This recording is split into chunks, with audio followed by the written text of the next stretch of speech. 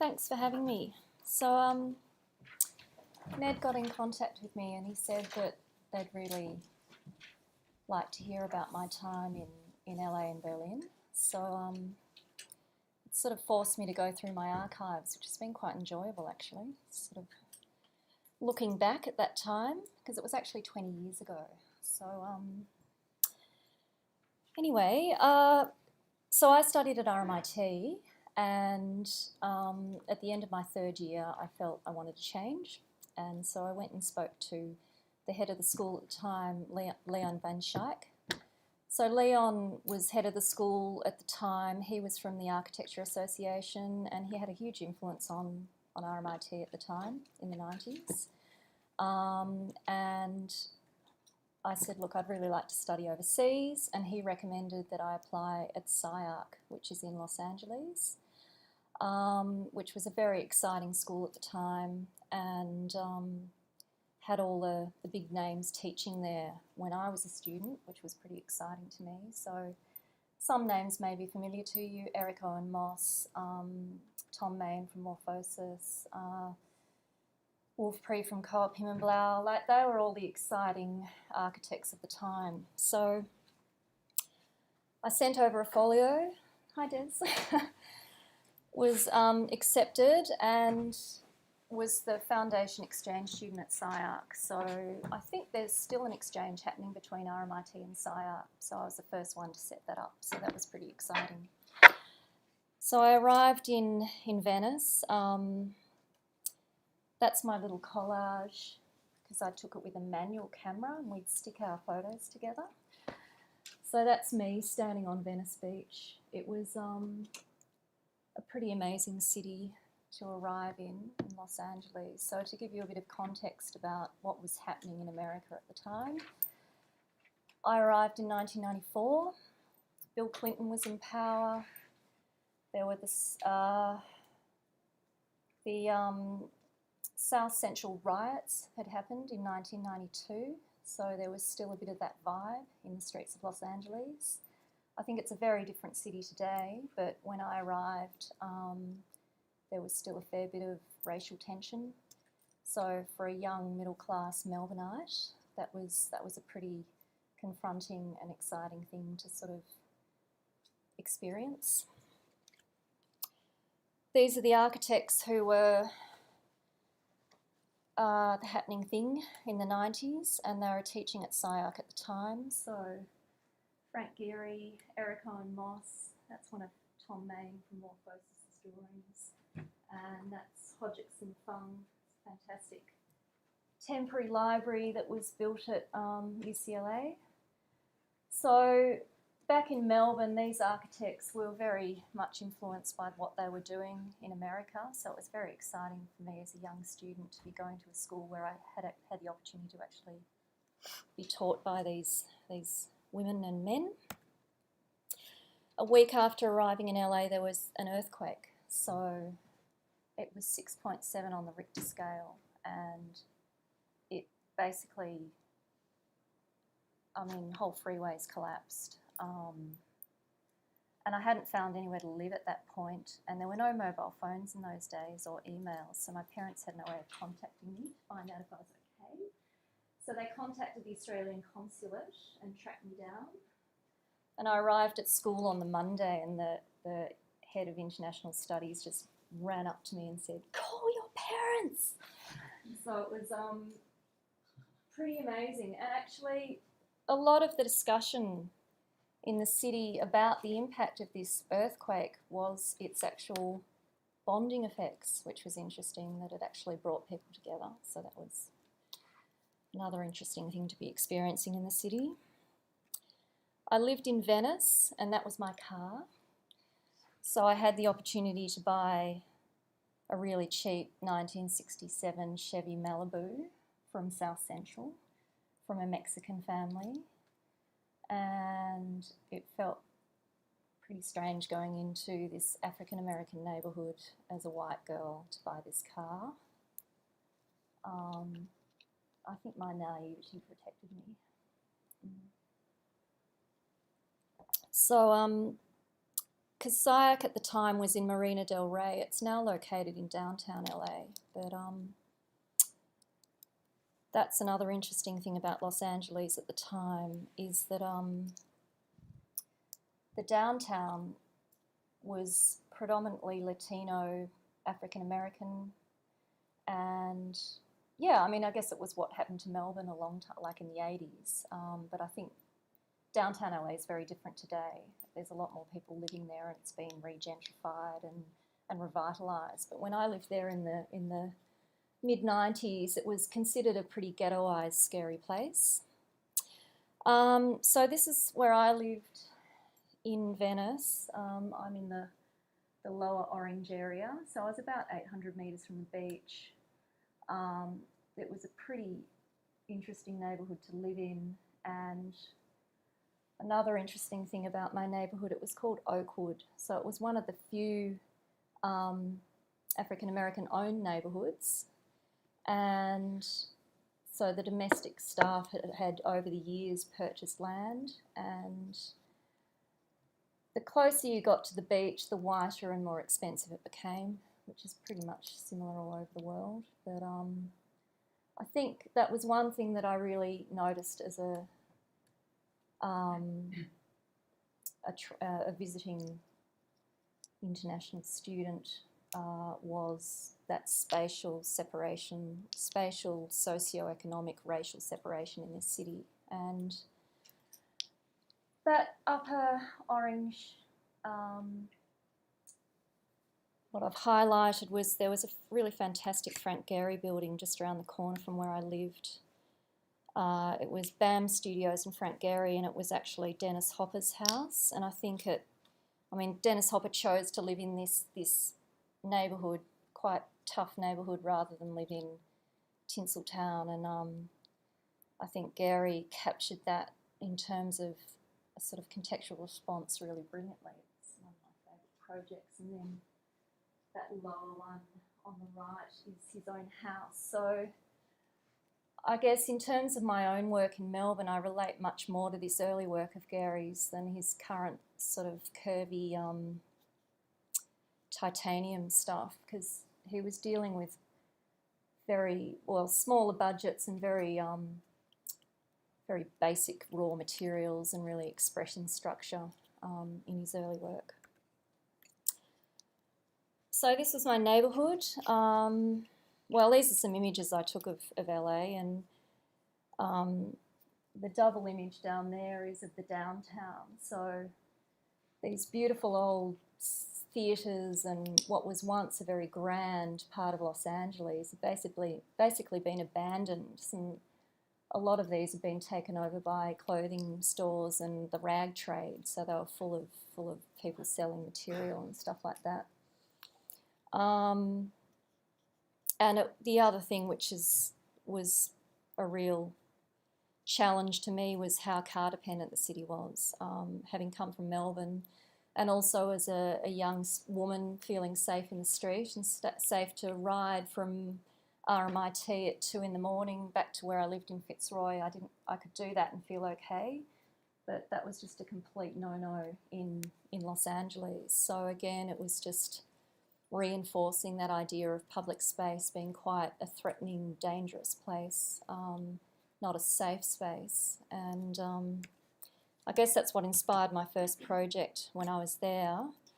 And I did this with an architect called Coy Howard, who I've been told, even though there are all these big names like Eric Owen Moss and blah, blah, blah, when I arrived, they said, look, you really should do a studio with this guy.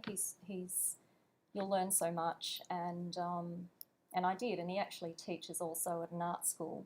So he brings in a lot of that experience in the way that he teaches in terms of thinking about materialisation of your projects.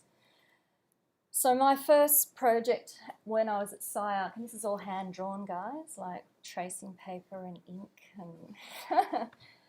and was an inner-city library, and it really explored those ideas of the public and the private, and revealing, visually revealing elements, but being physically unattainable, and sort of trying to sort of tease out those things that I was experiencing myself in the city of Los Angeles. I think, yeah, I was very influenced by the stuff that Morphosis was doing with the exploded axonometric, but that sort of teases out the elements of the building in terms of really trying to think about the idea of episodic spaces and a narrative through the building, and the idea of private and public. So these are some views. It's a charcoal drawing. So these are A1. These are really huge drawings. And another great thing about SciArc, I'm not sure what it's like here, but all of the design studios were on the campus. So you basically were in a room with your cohort for the whole semester, and you had 24-hour access. So you were basically there just producing work, and I think I got into quite a good work ethic coming to this school, being with the other students, and it was also the master's program, so there were a lot of mature age students.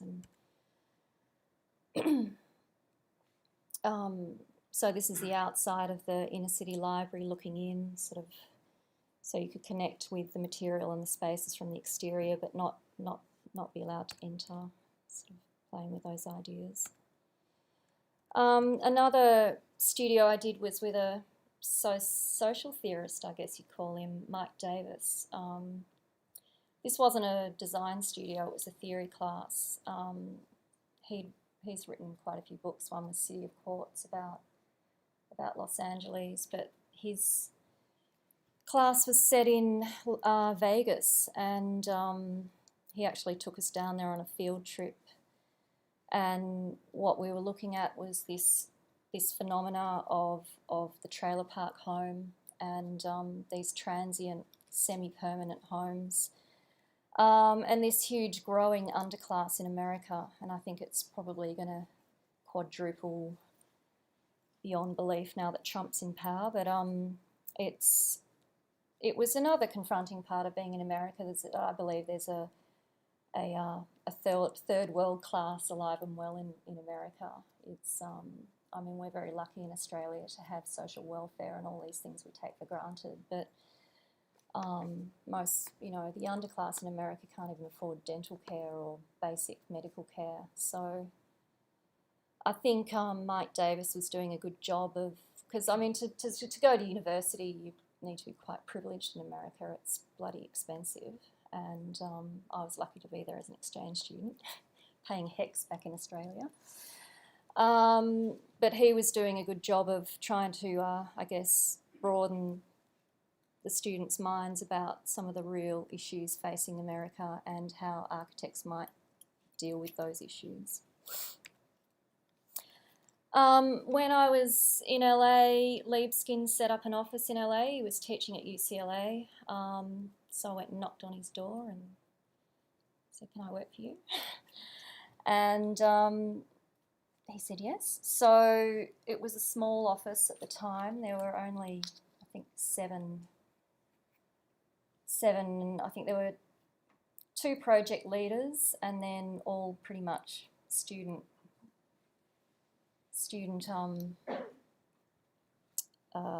cheap labour. And so he rented pretty much a deserted building in LA, which was pretty fantastic, and set up an office there. He only had one built project, one project under construction in the office at the time back in Berlin, which was a Jewish museum, and that was won through competition. And his office was basically a competitions office, so all of his work was procured via competition. So all we worked on was competitions, trying to get more work for the office. It was an incredibly intense time. It was exciting. I've gained incredible skills and just an amazing opportunity to work so closely with Daniel. So the first competition we worked on was the Bremen Philharmonic, and there was a German interior designer working in the office who was only working there because her husband was working in LA. He was a Nobel Prize something or other. But she'd done some training as a carpenter in Germany, so she could build things like musical instruments, which was perfect for this philharmonic, and I was able to work with her, and we built this amazing site model, and that's the final result there. So the competition won first prize, but the city of Bremen, where the building was for, couldn't raise the funds, so it's never been realised. I mean, it'd be great to see it eventually be realised, but when we were in the office, Libeskind won another competition, the Nussbaum Museum, so they basically decided to close the LA office and move back to Berlin, and they invited me to go with them, so it was a pretty fantastic opportunity, so of course I went with them. But I guess the intensity of working in that office was really getting a sense of Daniel's methodology and understanding how he works, and you know, he draws inspiration from all over the place. I mean, with this it was music and very much about context and drawing elements into the project. Almost as a form generating process, so that was a really, really interesting thing to witness. And then the importance of craft in the projects as well, in terms of the models themselves, to resolve design, like build model upon model upon model, where he could really get a sense of the form and develop the design, and also drawing, which was by this time a combination of computer and hand drawing. So then I moved to the Berlin office. This is some pictures from the Berlin office, and yeah, it was non-stop. We would just finish one competition and the next one would start. So this competition was an architecture school on the old Weimar site. So I think I need to also give you context about Berlin at the time. It was 95 when I arrived there, and so the wall came down in 89, and that process of unification of the East and West was still very much happening. And when I was there, Potsdamer Platz was basically a construction site, and every major star architect name you could think of was building a building in Potsdamer Platz. So it was plus the Jewish Museum was under construction, and Daniel was just trying to procure more built work through the competitions office. So basically there was the Jewish Museum project team, and then the competitions office, and that's how the office was basically set up. We did a lot of late hours. I remember taking my sleeping bag a few times and just sleeping there because it was easier. I mean, I was 24, so I think, you know, I was willing to do that. I don't think I'd do that to my own staff these days, but anyway, it did produce some incredible work, and he did win a lot of competitions in this period in the 90s. So, I mean, that just gives you a bit of an idea of the team. I was actually the only girl on that team tonight for this project, but yeah, a lot of model building, a lot of drawing, all part of the design process. And Daniel had come in and spend about an hour with us a day, and that was it, and then just leave us to it to basically produce the work. And that was the proposal for the Weimar competition. I think he got a commendation for this one, so he didn't get a project out of that.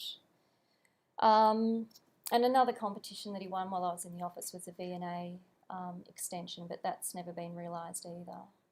I think that was another funding and major issue with heritage. I think they found it too outlandish. Yeah, so it was an exciting, intense time, but it was time for me after having been away now for 3 years, and I had to come home and finish my degree, basically. Oh, and that was a nice message from Daniel. So one of the earlier project I showed you, the Bremen exhibition, there's this fantastic gallery in Berlin called gallery hiatus, and it's basically it's a architecture gallery.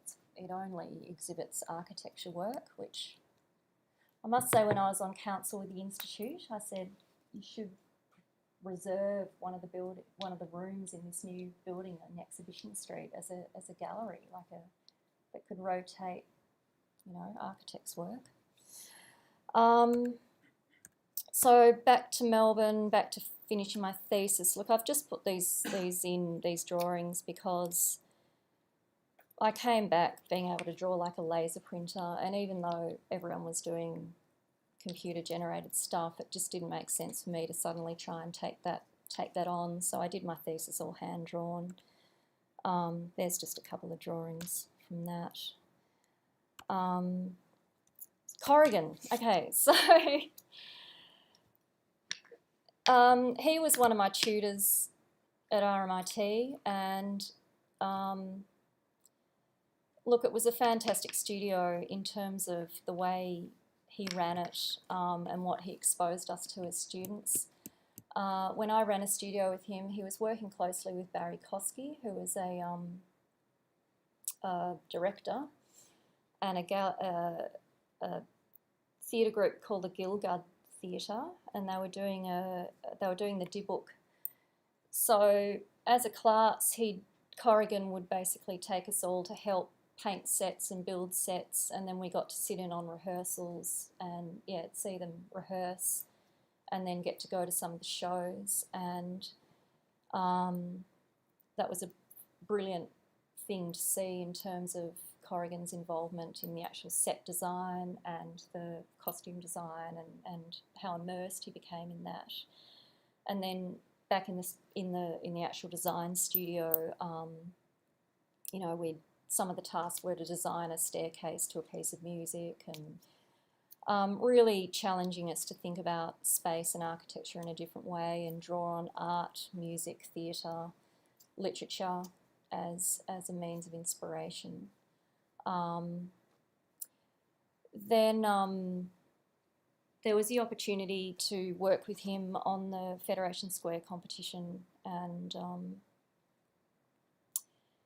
that was with a few other colleagues of mine, and again, it was good to see his process, and I think this was an interesting scheme actually. It had a series of gardens and Indigenous gardens, but yeah, we know who won and what's been built, so it's it was a real privilege to have been able to work with Peter and also be one of his students. I've got very fond memories, and I think it's had an ongoing influence in terms of the way I approach my own work, and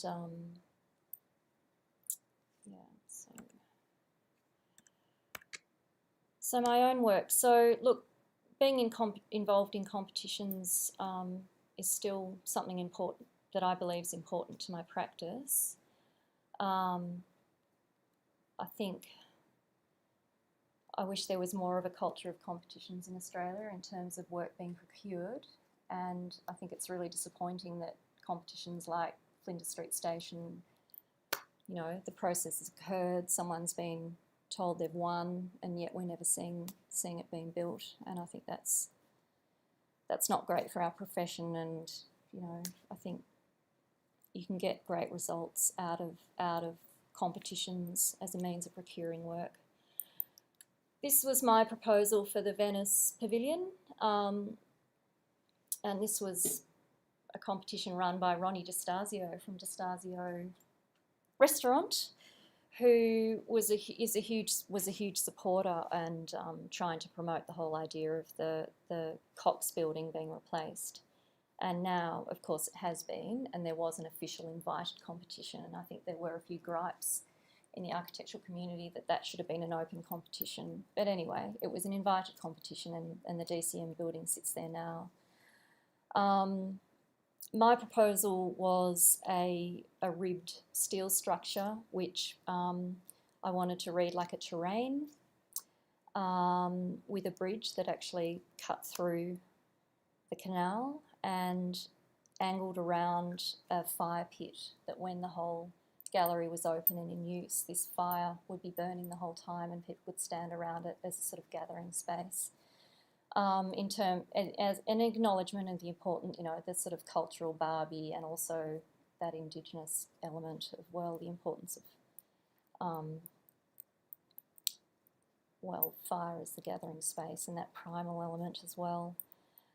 I also did a submission for the Flinders Street Station competition, which I think it's a big undertaking for a small office like mine, and probably a costly one as well. But in terms of how competitions provide an opportunity to really explore ideas, I think they're an important thing in a practice.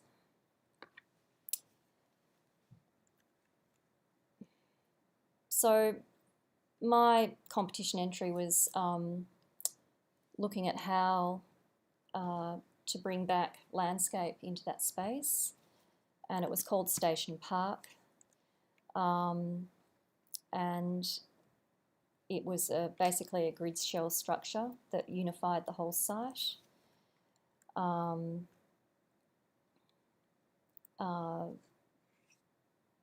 Yeah, with sort of landscaped parked elements within, and also a real importance of connecting with the river and sort of, yeah, reconnecting that site with the river, which lacks so much at the moment.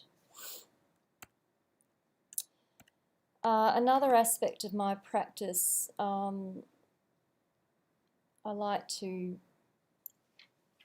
get involved in things beyond, well, that are about architecture, but also about other disciplines as well. And a couple of years ago, there was an opportunity to get involved with the Melbourne Architecture Annual, which is was basically an opportunity to propose something, and myself and some colleagues proposed a film and architecture program for Melbourne Architecture Annual, which we called Cinescapes. And we ran, there's a Melbourne City Council organisation down on the river called Signal for youth, and we ran a program with them, a film and architecture program with them, and their work was then projected up on the screens of Signal at the end of that program. We did a projection under Princess Bridge for one night that included a soundscape, and we ran a program about film and architecture through ACME. Also, the work that the teenagers did at Signal was projected on Fed Square during the week as well. So that was an opportunity to, I mean, I've always had an interest in film and architecture anyway. When I was studying at RMIT, there was a woman called Antonia Bruns who has since passed away, and there's actually a student award in her name these days for students whose work is about film and architecture, or has some relationship to film.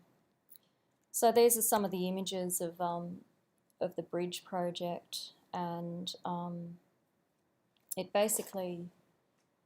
it was projecting images and highlighting the structure for one night only. That's what we could only get the funding for one night. This fantastic media group, MediaTek, provided the staff and the equipment for the projection that night. But we have filmed it. You can actually see it on YouTube if you look it up through my website.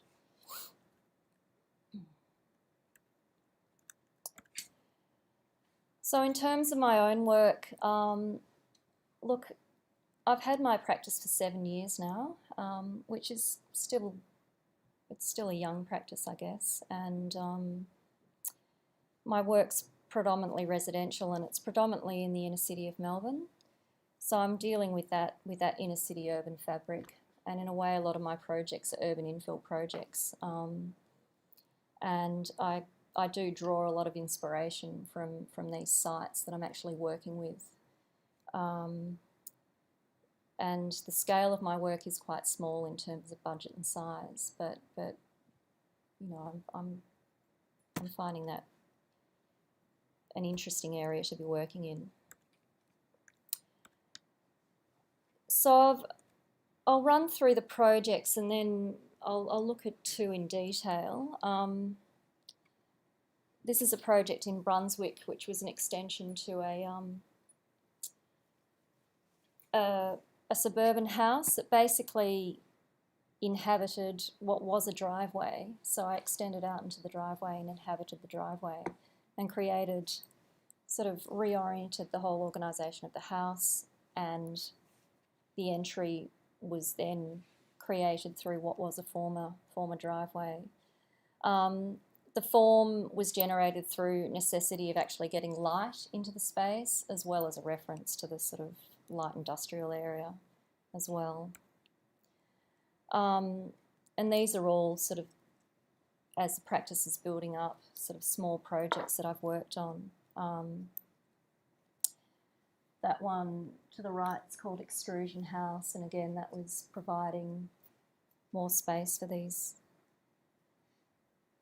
the clients. But again, it was an opportunity to sort of play with the typical Victorian house form and think about accentuating that rather than providing something in complete contrast to the outside of it, actually accentuating that form and then it becoming an actual outdoor pergola area at the rear. And the one on the other side, which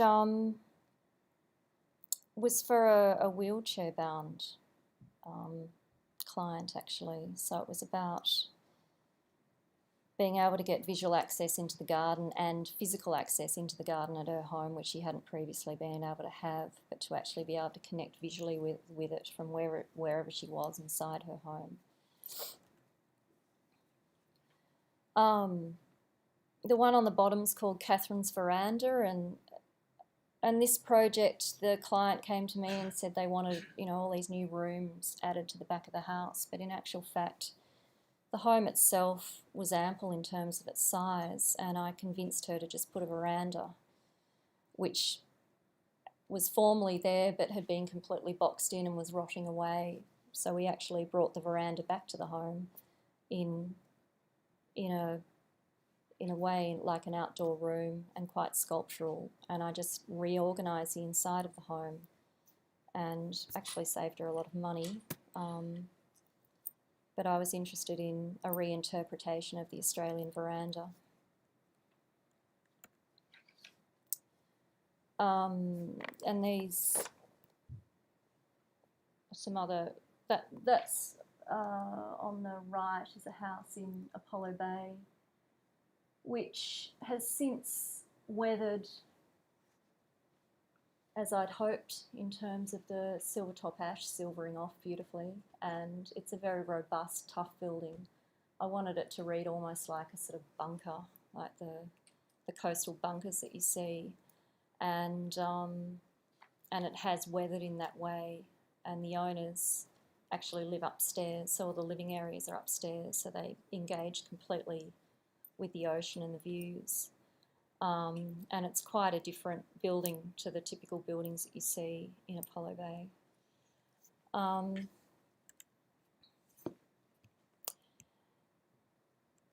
The bridge houses, so these are two projects which explore the courtyard pavilion typology, which I actually use a fair bit in my work. And Bridge House 1 is my own house, and that was built on a very tight budget, and I actually built that owner-builder when my second child was a baby, so why not build a house when you've got a baby? And then that house has then influenced quite a few other projects since, in terms of realising for a family how well it works, how well it functions in terms of I actually worked out of this house. I've got my own office now in North Melbourne, but for many years I worked from the study at the rear pavilion that was purpose designed for that function, and you physically have to cross the bridge to get to that space, and it was very much, yep, that's a no kid zone. It zoned the house well in terms of our needs. And I actually adopted that same strategy for Bridge House 2, which was a new house. So these are some images of Bridge House 1. Now these are quite old, these photos. The garden's actually grown and been developed further now. So I should probably get it rephotographed. But again, in terms of using off-the-shelf materials and thinking about different ways to use them, and you know, it's a very tight budget, so it had to be easy to build, easy for a carpenter used to building pretty straightforward buildings, and robust for 2 young boys to inhabit. And we also found materials as well, like that industrial window we found in a laneway and had it refurbished, and it works quite nicely as a south-facing screen element to the bridge. And connections to the courtyards, which act as extensions of those internal spaces, were very important. So I'm going to talk in more detail about two projects, and this is Bridge House 2. So this was for a family in Brunswick. West Brunswick's a rapidly gentrifying neighbourhood in Melbourne, and a great source of work for a lot of architects in Melbourne as well. And so I've done quite a few projects in Brunswick. So this was on a busy road in Brunswick, and it's quite a diverse building types in terms of there is some light industrial there still. There's the classic brick suburban homes, and there's still in this particular street there's still a lot of shops, including this lovely pink building right next to my site.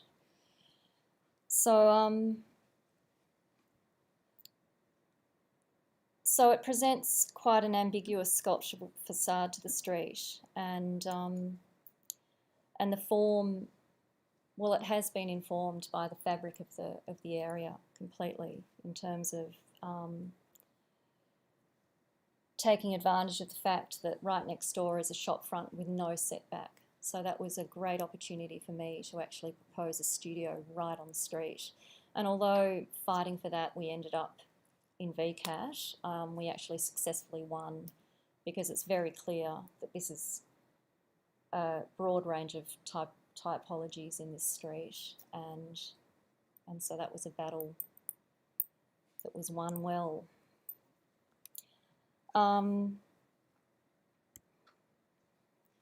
Oh, that's a bit of photographic trickery. So. Also, what was important to this building was taking advantage of buildings that were built right to the boundaries around it as well, and taking advantage of that to actually use that to build to the boundary.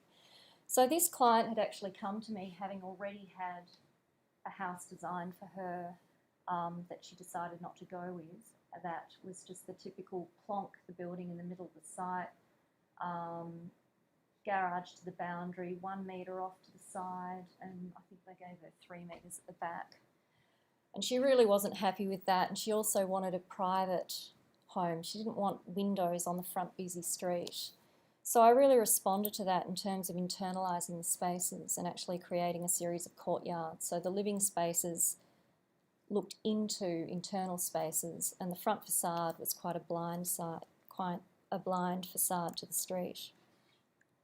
So you can see how the buildings sat around the site.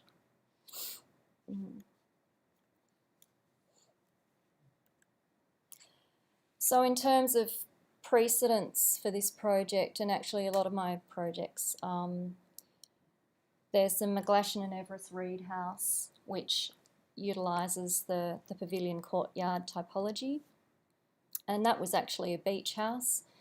So I've taken that typology and thought about it and actually applied it to an inner urban infill condition. I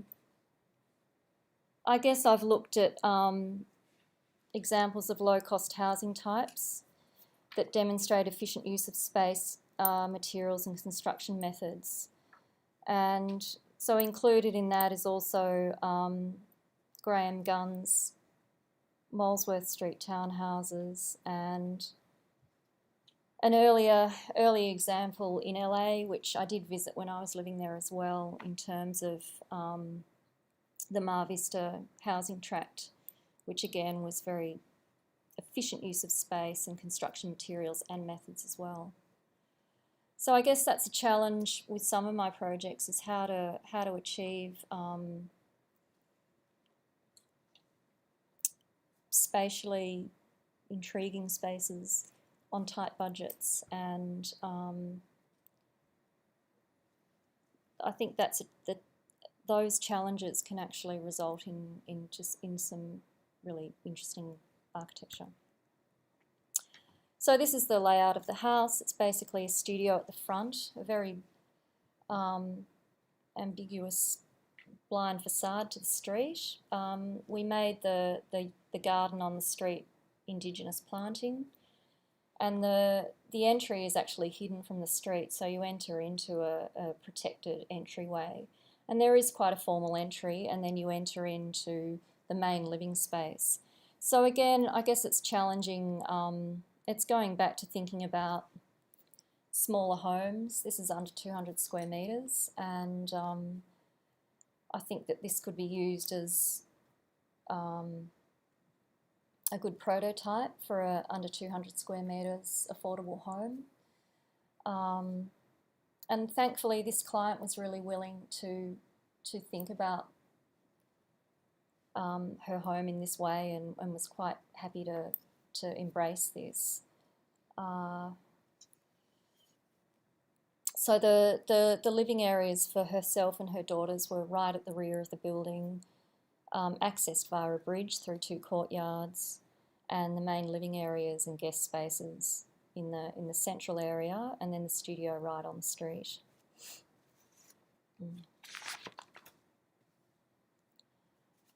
So that's a bit of a construction drawing. So that the sections help you understand the sort of organisation of the program in the building a bit better. Very simple palette, kept the palette to an absolute minimum, and it was important to give, in this project, what was most important was that each space had a view into a garden area for passive ventilation, heating and cooling. So it actually performed really well. It performs very well thermally also.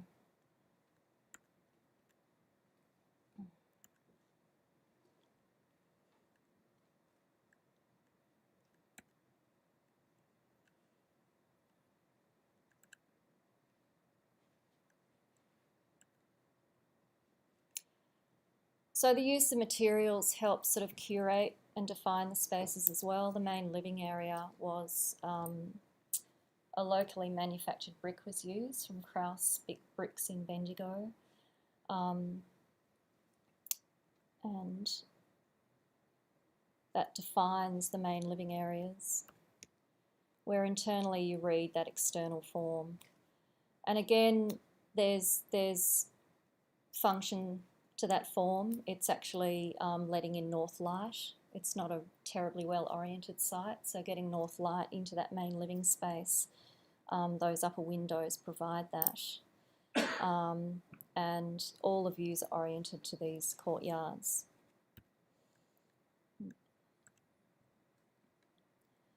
And you know, the fabric of the neighbourhood's celebrated. It's you know, you get glimpses of it. I've used elements of that in the materiality of the building itself.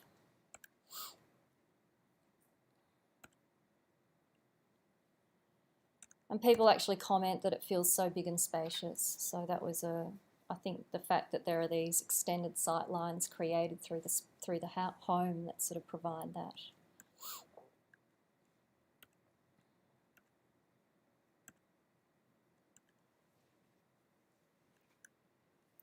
And another element which is important to my work is how the building reads at night as well, so the night architecture element. And this playing also with the idea of the mixed use in the street evident in terms of there being shop fronts and things. The studio plays with that as well. So at night time that facade is illuminated, which gives back to the street. I think there's a real street activation occurring through that as well. So the next project I'll show you is called the Rhythm House. It's a bit more playful, but again in Brunswick, and this was a family of musicians. So we actually needed to get Marshall Day engineers involved in this, and it was quite a unique brief. They actually wanted a home that could also be a performance space and a recording space, so they could actually utilise the living spaces to perform. And yeah, each child is literally a prodigy musician. That's amazing. And all their friends would come over and perform in this home. So this was an interesting one in that it's in a heritage precinct. So there are all these California bungalows that look the same. They initially came to me thinking that they'd like to knock the building down and do something new, but we weren't allowed to do that. And I mean, I respect that. There was a streetscape element that had to be sort of carefully thought about. So so we worked with keeping the existing house. And there was quite a fall in the site and a big garage, existing garage on a laneway. So some really fantastic site conditions in terms of, you know, what could be used to develop something new for this family. And also the fact that it was a corner site and it had this wonderful street frontage, I felt was an opportunity to do something that would really take advantage and engage with the street. So we also, I mean, there are some quite playful musical references with this home as well, and an opportunity to think about repetition and think about repetition and different elements of music and how you might think about that in terms of an architecture, in terms of a facade. I looked to Des Brouwer-Nier and his sort of movement and activation of the facades in his work. And there was also an element carrying through from the extrusion house and working with this material, which was the laminated timber portal frames. So the existing house was timber, and it made sense in terms of it also requiring some serious acoustic engineering to stick with timber as a material. So that's a site condition. We took advantage of the garage at the back and actually made that a two-storey garage, and took advantage again of the fact that there were already walls on the boundary. So in a way it almost created a sort of terrain down the street internally and externally, sort of reading like a series of buildings. And the old and new were quite clearly defined. So the portal frames were really deep. They were sort of about 300 deep, and that allowed us to do basically the acoustic requirement of having 2 double studs, and all of the additional plasterboard and everything. I mean, basically, this family needed to be able to perform and record in this space and not disturb neighbours. So it did require some serious acoustic engineering. So I had to think about a system that would manage that without being outrageously expensive, but would also enhance the acoustic requirements of the space. So the timber portal frame seemed like the most logical. Well, it lent itself to meeting those requirements. And this is a street facade, so you can see that it's a series of the rooms reading almost like a series of buildings down the streetscape. And there was also the need to still be able to enter the garage to offload all of the musical instruments. So, and that has a studio above. So we worked with the engineer and the acoustic engineer to come up with a system. We basically a series of portal frames, and that were all at different heights. So that allowed for that sort of faceted surface that was required in terms of acoustics, but also meant it went up pretty quickly and efficiently, almost like Meccano. And we worked on a construction system for these portal frames to go together that was quite neatly resolved, so it wasn't really a heavy expressed detail. So that's the portal frames going up, and it was really important that they were expressed internally. So it literally has this sort of very rhythmic musical feel about it, but it also has a function of providing that acoustic engineering element. It performing well acoustically. So it basically is a performance and living space, and in terms of, I mean, thermally it performs well as well, even though it's west facing to the long facade. There's the portal frames go externally to actually provide shading, and the windows can be opened for east-west ventilation. And the idea was that these rooms, people could just sit anywhere, sit on the steps, like the audience, and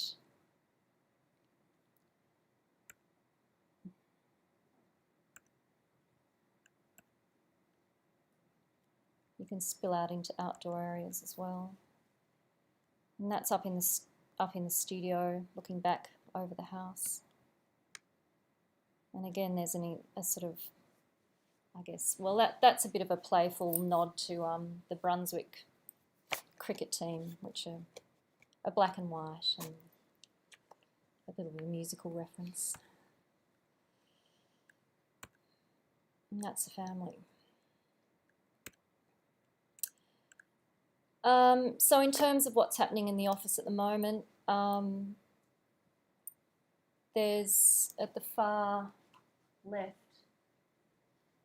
I think these are, I think more and more practices are finding these sort of briefs happening in their offices where families are coming. This in particular is a multi-generational home, so these clients want their parents, well, wants her parents to be able to live with them.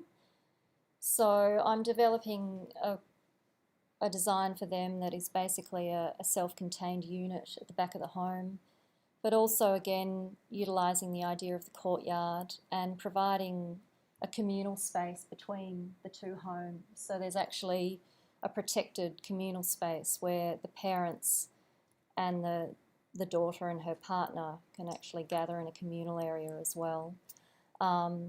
The parents have a completely separate entry, but the garden and this protected deck area act as a sort of communal congregation area. And again, all of the spaces look into this courtyard area. Another project is a family home where we're designing at the front of the home an independent unit that they're wanting to rent either through Airbnb or rent out to whomever as a means of generating income. So I think, you know, all of these briefs are coming about as a result of I guess, the housing challenges that are facing Melbourne at the moment, or facing Australia in terms of the cost of housing, and people are thinking about ways of how they can challenge that. So it's interesting that I'm actually getting clients come to me with these briefs now, and I think these could almost be developed as sort of typologies of how to sort of deal with some of these issues facing us with housing. And the last one is a townhouse project, and that's an opportunity for me to explore. I'm looking at an insulated precast panel system and looking at how this can be constructed very efficiently in terms of using this material. And also the plan is it's a mirrored plan, so there's an element of that to this hopefully structural efficiency as well. So there's some of the projects that are currently happening in the office at the moment. That's a view of the multi-generational home. So you can see the protected communal deck area between the parents and the existing house. And, you know, this could almost be developed as an element that could be plonked into anyone's back garden, I guess, in terms of providing that opportunity. And that's a view from one of the precast townhouses. Again, the courtyard playing still a very important role in my work. And there's a double height space within this as well, over the central family area. I'm also attempting to do a PhD, and I don't know if I'm juggling my time very successfully, but I guess I am interested in this issue in terms of the fringe of what's happening in our cities. This is a picture of Sunbury on the fringe, and it's even interesting driving out here today in terms of that delineation between leaving the old suburbs, hitting the new sprawl, and it's so fucking homogenous. And I think it's a real problem, and I think it's something architects need to be dealing with. So I'm hoping through the work I'm doing in my real work, I'm tackling some of these projects that can be applied to these areas to get us thinking about these problems in a different way. And I think architects very much need to be dealing with this sort of thing. It's completely builder-developer driven, and there's no architect involvement in this stuff at all, and yet that is the new housing that's happening predominantly in Australia. So how to tackle that through my practice is something I'm sort of dealing with in my research. And to end on another competition, the NGV Pavilion. This was my submission. I didn't get shortlisted, but anyway. So yeah, it's still exploring themes that I'm really interested in my own work, and I worked with an artist and a landscape designer, landscape architect on this project, and it explores the ideas of the temporal and also ideas about the landscape that was there prior to colonisation. So what this project proposes to do is actually to bring an Indigenous landscape back into this space that may have been there prior to colonisation, so that there's that educational element and experiential element to it.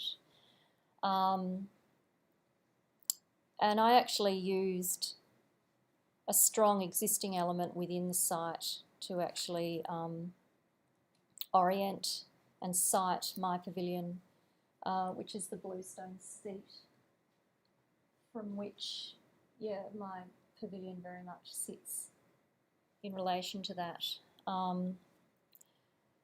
And the perforations in the thin steel, I mean, it's sort of very much referring to the idea of a temporal transient structure.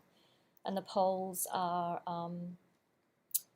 Shugi Shuban, like the charred timber poles. And the idea is it can be installed with very little impact to the site. So screw piled into the grass areas and then on a steel grid system. So providing a steel sleeve that then the poles can go into and the landscape runs through, and then there's a deck and basically a thin steel canopy, which I wanted it to read almost like fabric. And the perforations from that were generated from the artist's artwork seen above. Thank you.